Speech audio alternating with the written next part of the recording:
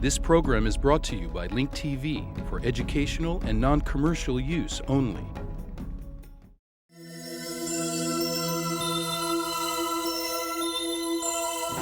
Mosaic, a daily news program from Link TV, presents a selection of news reports from independent and state-controlled broadcasters from throughout the Middle East.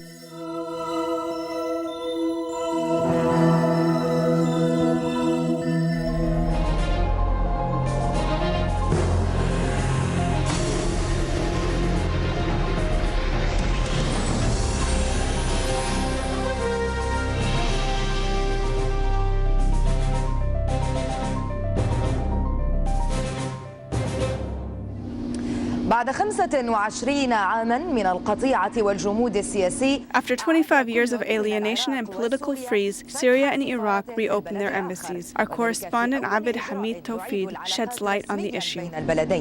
مراسلنا عبد الحميد توفيق ينقل لنا الصورة. إليك عبد الحميد. بالفعل صباح اليوم تم رفع العلم العراقي فوق السفارة. This morning, the Iraqi flag was raised over the site of Iraq's new embassy in the Syrian capital, Damascus. Several Iraqi officials, including Deputy Foreign Minister Labid al-Bawi, attended the inaugural ceremony, marking a new phase in the relationship of the two countries. بين بغداد ودمشق. بعض المراقبين يرى أن هذه المرحلة تمتزج فيها. Some observers believe that this event will have a positive impact on the national, regional, and international level. During a 3-day visit to Iraq 2 weeks ago, Syria's Foreign Minister Walid al-Mu'allim announced that he had discussed with Iraqi officials his country's intention to renew its diplomatic relations with Baghdad. In addition, al-Mu'allim said that the two sides agreed on the formation of bilateral committees that will continue the discussions regarding many of the outstanding issues in the region. العالقة بينهما.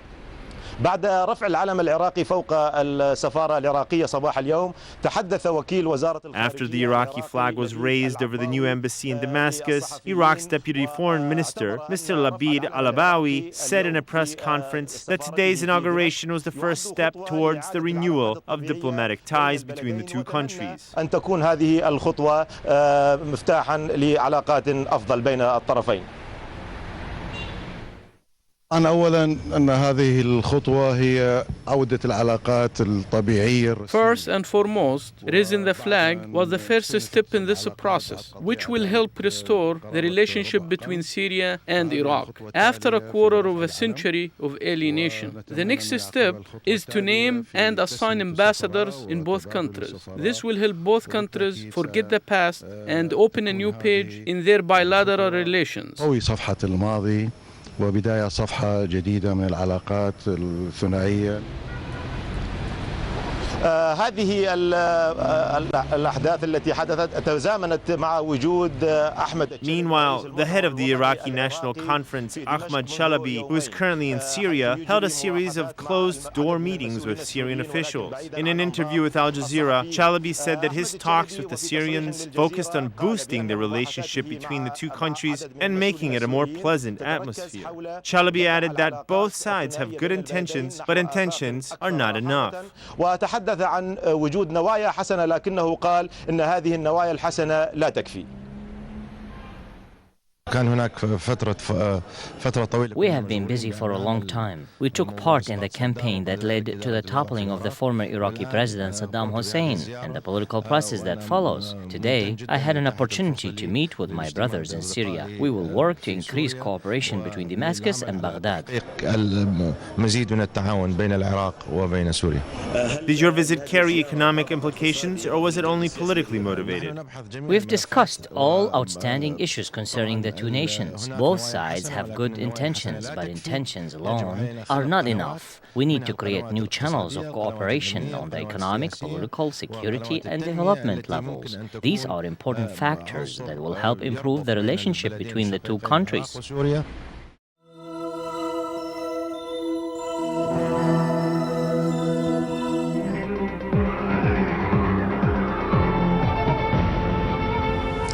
In the Rimal neighborhood in western Gaza City, 4 Palestinians, including 3 children, who were brothers, were killed when unidentified gunmen opened fire from a car on policemen guarding the many schools in the area.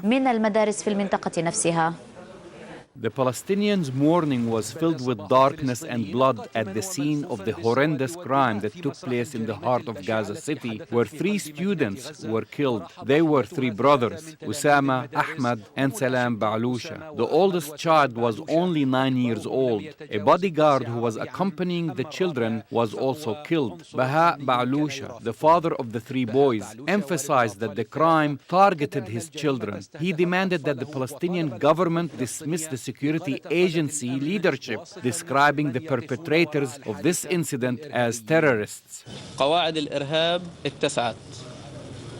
The foundations of terrorism have been broadened. We have become a hub for exporting terrorism. Every day we hear about new armed groups and new organizations. Whoever wants to put the blame on terrorism must also take a responsible position of facing it.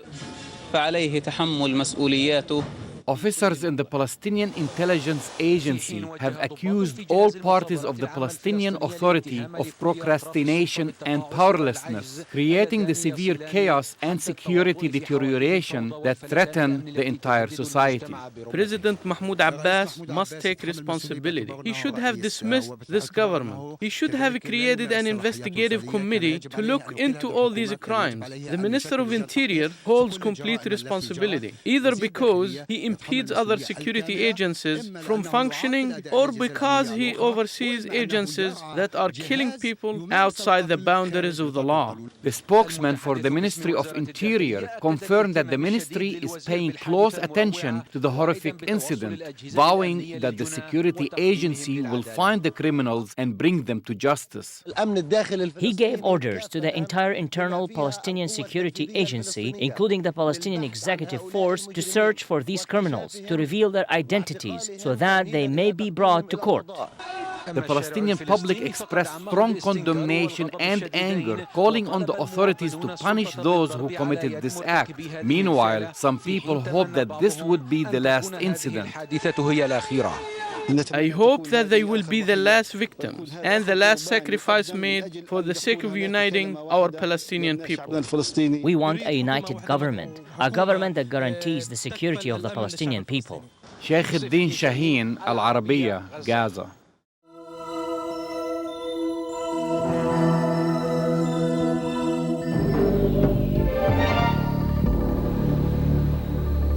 The 27th Annual Gulf Cooperation Council Conference, or the GCC, has ended in the Saudi capital of Riyadh. Its concluding statement disclosed future plans and included a number of demands. The leaders of the GCC have demanded that the militias in Iraq be dismantled and an end be put to armed operations. The council also called on the Lebanese factions to return to the negotiation table so as to avoid a civil war. The Saudi Foreign Minister, Saud al-Faisal, said that GCC has the intention of developing a joint nuclear program for civilian purposes.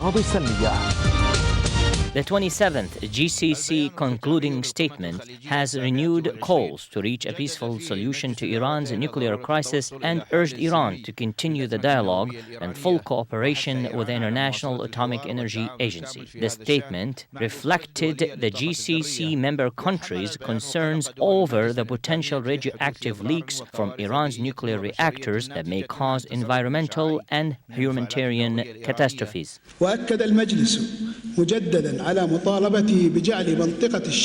The GCC has reiterated its demand for a region free of weapons of mass destruction, though we acknowledge the right of the countries in the region to acquire nuclear technology for civilian purposes, and that this technology should be available to every country according to international treaties. ودعا القادة في ختام قمة جابر أطراف الأزمة في لبنان إلى التحكيم العقلي لحل الخلافات وتجنيب لبنان أي فتنة. The GCC leaders called on Lebanese factions to use reason in resolving their disputes to prevent any sectarian strife that may threaten the country's stability. The Council also expressed hope that the Iraqi people regain stability and security and condemned the explosions and terrorist attacks that target civilians. The Council called on all Iraqi groups to work for the future of Iraq. The GCC Supreme Council also addressed the Palestinian developments and the Middle East peace process by condemning the continued Israeli aggression on the Palestinian people. The Council welcomed the ceasefire agreement between the Palestinians and the Israelis, describing it as a step in the right direction. The Council also addressed developments in Sudan and Somalia, as well as the continued Iranian occupation of the 3 United Arab Emirates islands of Greater and Lesser Tumb and Abu Musa. The GCC Supreme Council reiterated its unequivocal and well-known position, as was the case in previous statements, by supporting the United Arab Emirates' right to establish sovereignty over its islands. The Council expressed regret over the lack of progress in the negotiations with the Islamic Republic of Iran and the lack of tangible results to resolve the issue in a way that helps stability in the region. The GCC's concluding statement also reflected on the development the member countries have been able to achieve at the economic, political, educational, and social levels. The Council examined a number of economic reports that were submitted by the GCC Secretary General and made its recommendations. The Council also examined the report of the Secretary General about progress in cooperation with Yemen and the steps that were taken by the Council on this regard. The General Secretary report included previous recommendations made by the GCC Supreme Council to finance development projects in Yemen. The GCC's concluding statement included many issues of concern to citizens in the Gulf region pertaining to military, education, environment, family, children, social issues, sports, and other issues. وغيرها من قضايا تهم المواطن الخليجي. لبرنامج المدار محمد سلطان، قناة أبو ظبي، الرياض.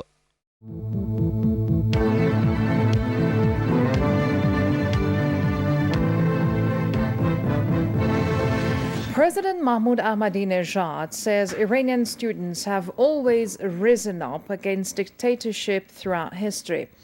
Addressing students at Amir Kabir University of Technology in Tehran, the president singled out the U.S. dictatorship as the worst one in the guise of human rights. The president urged the students not to listen to whatever is dictated by hegemonic powers and to follow the course of logic and justice.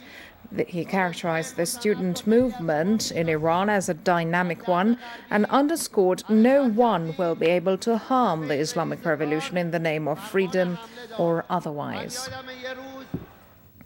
An international conference on the Holocaust opened in Tehran on Monday, bringing together intellectuals and researchers from 30 countries.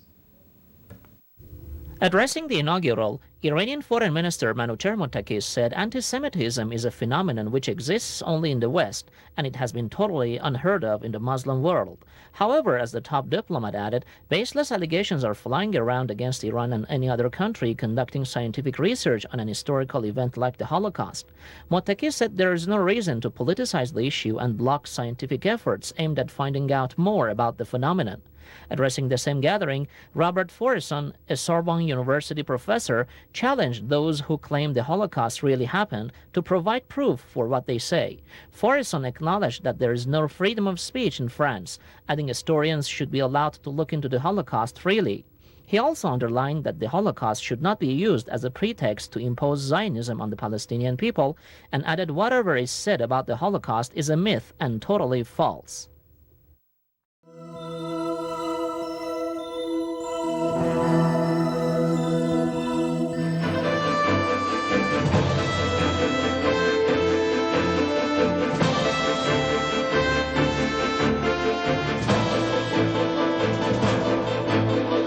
Despite strong criticism around the world, an international conference questioning the existence of the Holocaust opened today in Tehran. Jewish scholars say the gathering has nothing to do with the Holocaust and everything to do with politics. IBA's Eli Wagelainter has that story. The Iranian Foreign Ministry's Institute for Political and International Studies, which organized the two-day conference, said it was not an attempt to deny the genocide, but was merely aimed at providing a forum to discuss it in an unrestricted atmosphere. The conference has drawn 67 foreign researchers from 30 countries. Most of the so-called researchers are Holocaust deniers, including David Duke, a Ku Klux Klan leader.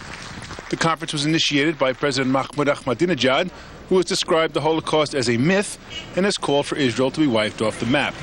The gathering has been condemned by the U.S. State Department, the German Foreign Ministry, and UN Secretary General Kofi Annan, as well as Holocaust survivors, Jewish organizations, and human rights groups.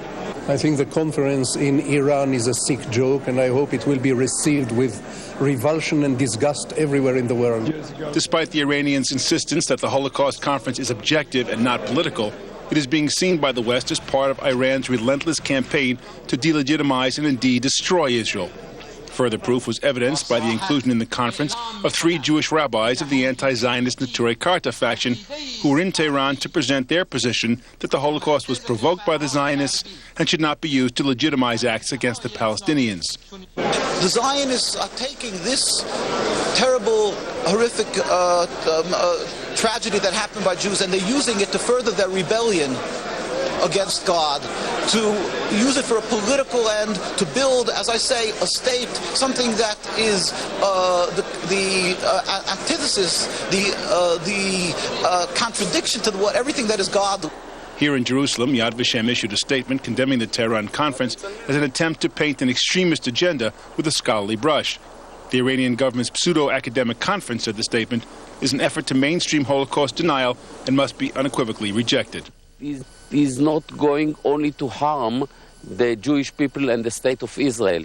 It's paving the way for genocide, that any genocide is killing something inside us as human beings, and we should protect ourselves.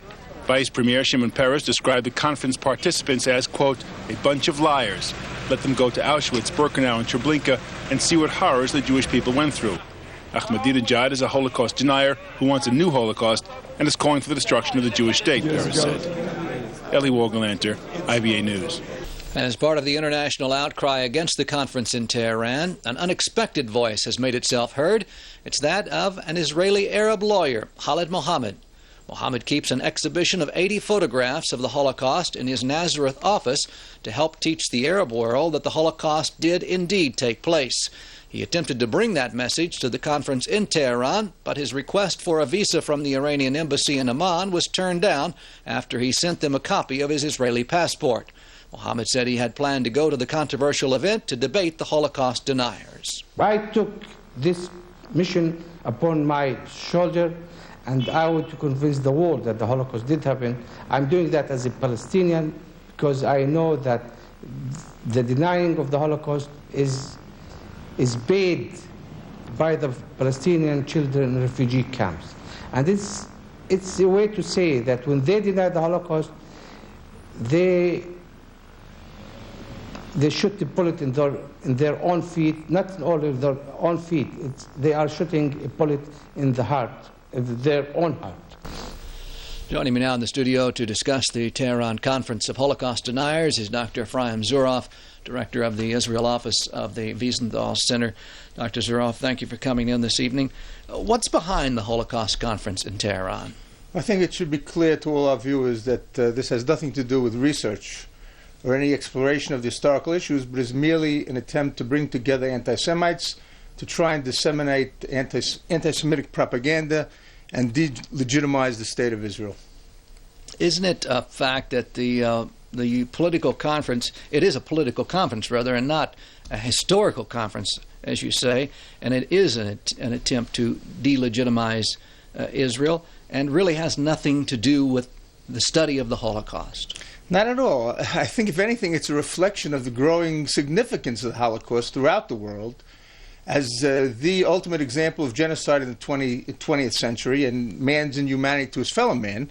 And I think it's this, the growing awareness of the Holocaust and sensitivity to Holocaust-related issues that, in a sense, is trying to be destroyed and trying to be undermined, because the feeling among these anti-Semites is that the memory of the Holocaust and the sensitivity to Holocaust-related issues are among the things that protect the Jewish people and protect the state of Israel. Some have suggested that the president of Iran, Mahmoud Ahmadinejad, visit Auschwitz or some of the other concentration camps, the death camps. Would that be a good thing or would just be offensive?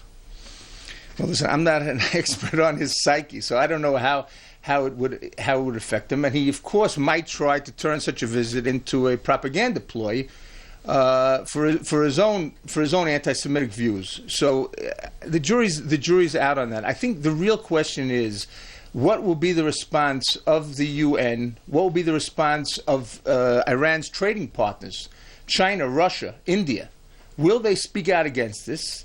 And will they make it clear will the international community make it clear to the Iranians that such conferences are simply untenable and outrageous and totally unacceptable?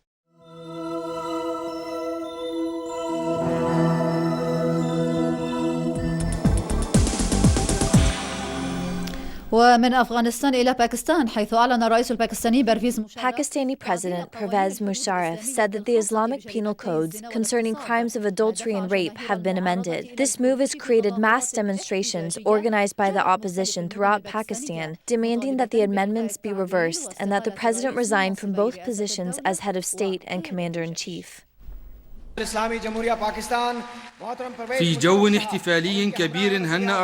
celebratory atmosphere, the Pakistani President Pervez Musharaf congratulated his people for amending Islamic penal codes pertaining to crimes of adultery and rape. The celebration was held in response to the opposition, which rejected these amendments. Islamic penal codes were amended, especially those concerning women. We congratulate the Pakistani people for this great achievement in strengthening women's rights.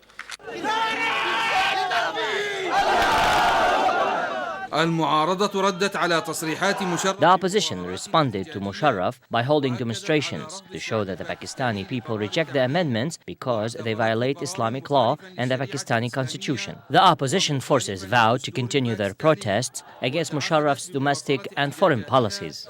ضد سياسات مشرف الداخلية والخارجية. Pakistan was established according to Islamic law. These amendments concerning adultery and rape are against Islamic law. المتظاهرون اتهموا مشرف بعلمنة البلاد.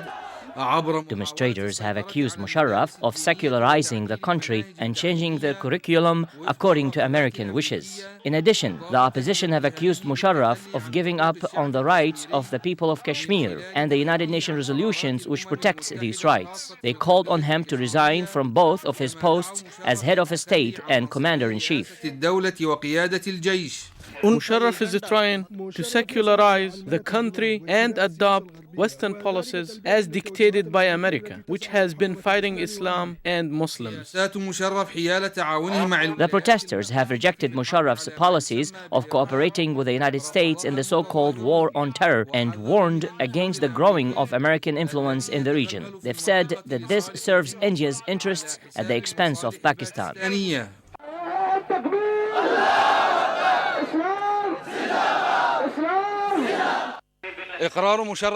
Musharraf's decision to amend Islamic penal codes compelled the Pakistani opposition parties to turn to the streets and demand that he resign from both of his posts as head of a state and commander-in-chief.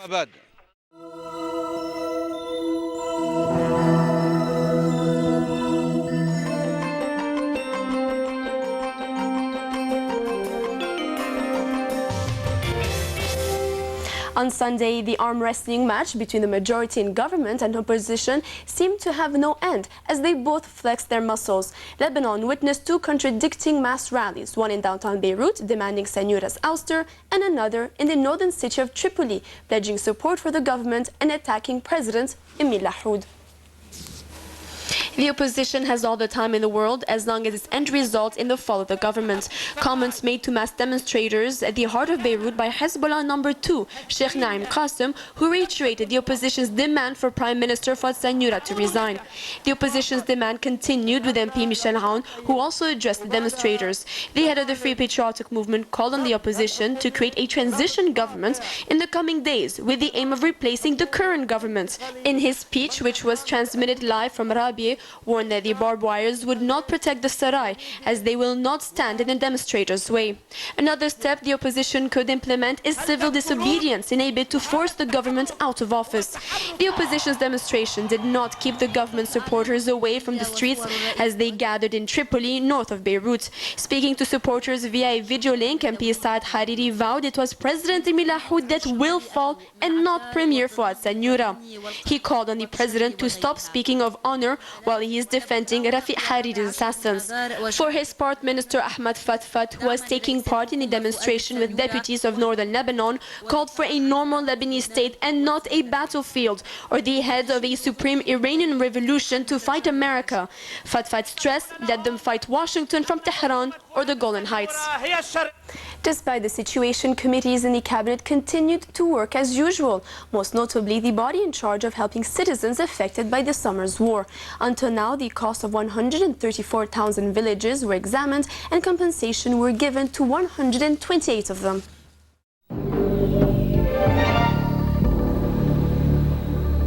أهلا بكم مجددا.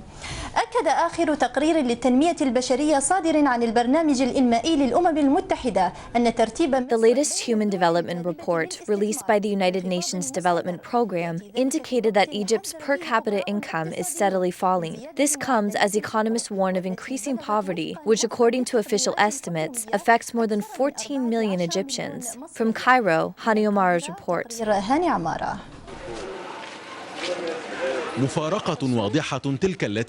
A clear gap between classes is evident in Egyptian society. Population growth has somewhat stabilized in the last few years, but with a dramatic increase in the number of poor, according to the latest estimates.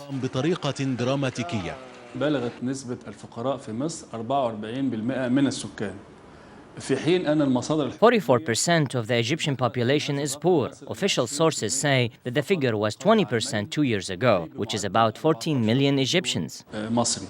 أرقام مؤلمة عند القراءة المتأنية لها من ناحية الأسباب ومن ناحية النتائج. The numbers are painful when looking at their causes and consequences on Egyptian society, which are accompanied by multiple increases in prices. This is especially the case when one considers that 4 million citizens out of more than 70 million make less than $1 per day. Gamal is one of those people leading a very humble life. His suffering and that of his family is a daily reality, compounded by the increasing demands of everyday life. As a worker, his situation needs no further comment. His family residence and food are not much different from those of other families at the bottom of the social pyramid of Egyptian society. They have very few choices. What do we do? Life is expensive and difficult, with all the expenses and the children. As you can see, prices in the country are always going up. God is our biggest helper, and we live day by day. The crisis is getting bigger. The situation does not change, except for the poor who are becoming poorer day after day. Some consider their suffering as a logical consequence to the unequal distribution of income in Egypt between classes. The rich get richer and the number of poor increases and their situation does not change. هناك طبقة تتمتع بكل مظاهر الثراء الفاحش، تتمتع بإمكانية. There is one class that enjoys an unusual and unprecedented high standard of living and luxury. Meanwhile, the rest of Egyptian society lives in poverty, and we have seen an increase in the number of street children. رهيبة جدا في المجتمع المصري، أطفال الشوارع. This is a great discrepancy between official estimates, which paint a rosy picture, and non-official estimates, which paint a much grimmer picture. But the result is the same in all cases. There is a mounting crisis in need of a solution. Hani Umara, Abu Dhabi Channel, Cairo. The views expressed on Mosaic are those of the participating broadcasters, not Link TV or its sponsors. Please visit linktv.org/Mosaic for more information about these broadcasters or to view previous Mosaic programs, obtain program transcripts, or receive the weekly Mosaic Intelligence Report. Mosaic is made possible by a grant from the William and Flora Hewlett Foundation. Additional support is provided by the Feyerdahl Foundation, the Otto Haas Charitable Trust, and by committed Link TV viewers like you. If you value this program, please send your tax-deductible contribution to Link TV, either through the website or the mailing address listed on your screen.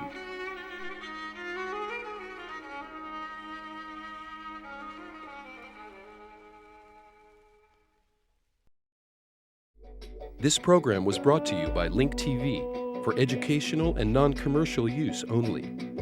Link TV is the only U.S. television network devoted to global and national news, with uncompromising documentaries and diverse cultural programs. Programs which connect you to the world.